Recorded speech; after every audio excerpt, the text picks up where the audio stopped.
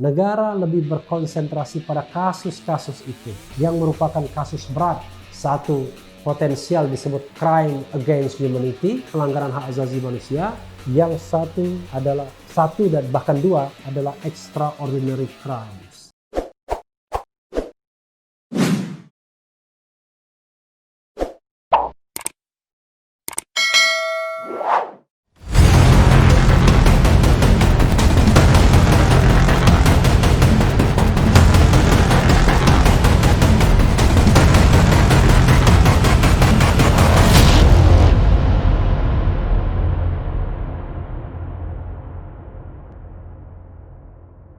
Assalamualaikum warahmatullahi wabarakatuh, Sobat RH sekalian. Jumpa lagi di channel yang keren ini, Keren Cadas. Kita tetap ambil berita-berita, kita uber berita-berita yang menarik ya, untuk kita uber, untuk kita bahas, untuk kita kaji. Ini ada dari Tempo.co ya. Jurnalis Tempo alami upaya peretasan setelah tulis kasus korupsi bansos COVID-19. Luar biasa ya. Ini jauh lebih penting sesungguhnya dari kasus kerumunan ya, kalau negara ini mau serius membenahi dirinya. Tempo.co Jakarta. Seorang jurnalis Tempo mengalami upaya peretasan terhadap ponselnya setelah menulis berita mengenai kasus korupsi bantuan sosial COVID-19. Upaya peretasan terjadi pada Kamis dini hari 24 Desember 2020. Jurnalis Tempo alami percobaan peretasan usai menulis laporan pembagian bansos, kata Koordinator Komite Keselamatan Jurnalis Sasmito dalam keterangan tertulis Sabtu 26 Desember 2020. Sasmito menuturkan, pada 24 Desember 2020 pukul 01.12, si jurnalis itu mendapati kejanggalan pada email, akun media sosial dan aplikasi pengiriman pesan instan di ponselnya. Dugaan upaya peretasan dimulai dari adanya pemberitahuan aplikasi Telegram yang memunculkan notifikasi adanya upaya masuk melalui perangkat tak dikenal dengan alamat IP 114.124.172.93 dari Jakarta. Kemudian berturut-turut ia memeriksa akun email yang menunjukkan pemberitahuan ada akses dari perangkat yang tidak dikenali.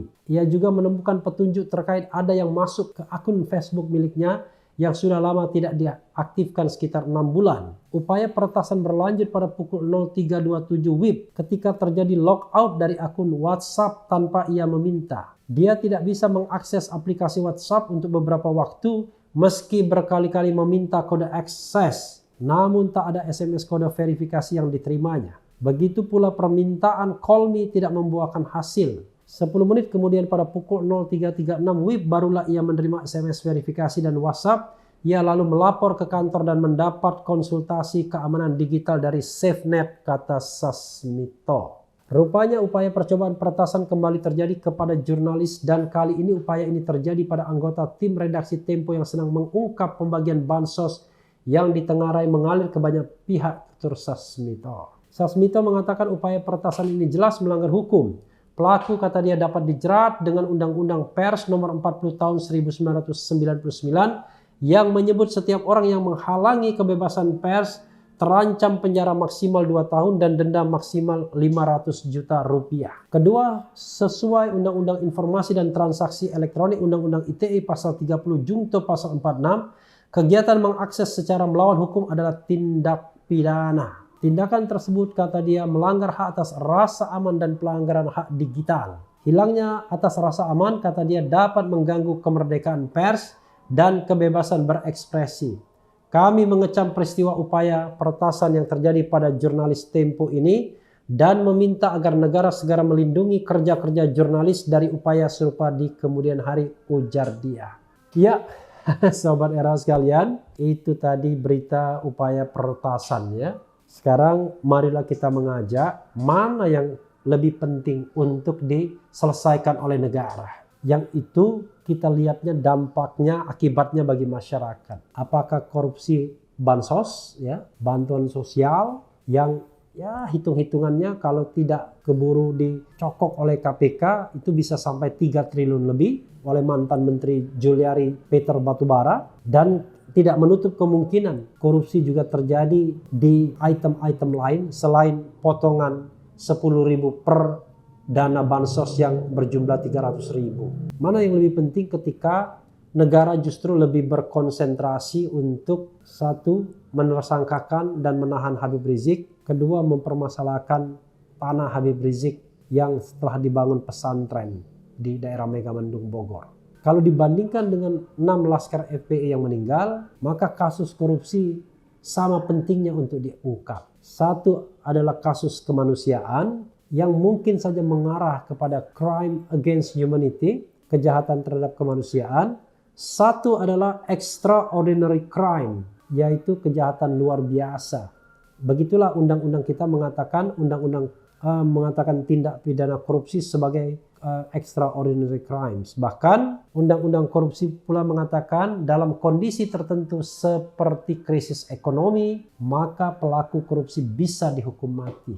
Jadi sobat era sekalian, itulah yang serius untuk diselesaikan di bangsa ini. Tentu saja jangan lupakan juga korupsi oleh mantan Menteri Kelautan dan Perikanan, dan juga kita harus tahu mengalir kemana saja dananya.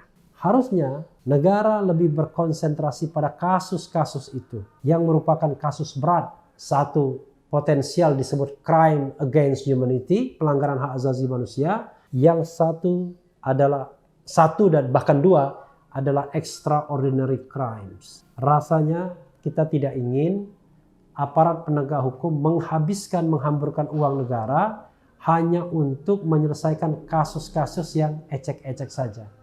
Kasus-kasus yang sebenarnya ringan saja, yang bisa direkonsiliasi, yang bisa diberikan sanksi administratif saja, tidak perlu dikasih sanksi seberat, misalnya harus dilakukan penahanan. Tapi sobat era sekalian, mudah-mudahan kritik ini didengar. Sekali lagi, ini kritik oleh warga negara. Bukan bermaksud untuk menjatuhkan pemerintah yang sah, untuk mendiskreditkan aparat keamanan dan lain sebagainya, tapi bentuk kecintaan seorang warga negara yang ingin melihat negara ini jauh lebih bersih, jauh lebih bebas anti korupsi, tidak ada penindasan, tidak ada peretasan dan lain sebagainya dan lain sebagainya.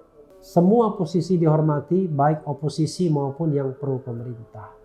Ya, sobat era sekalian, yang penting tetap di channel ini, karena di channel ini Anda akan dirayu, ditipu, dibaperin, dicecar, diuber pula di jalur khusus.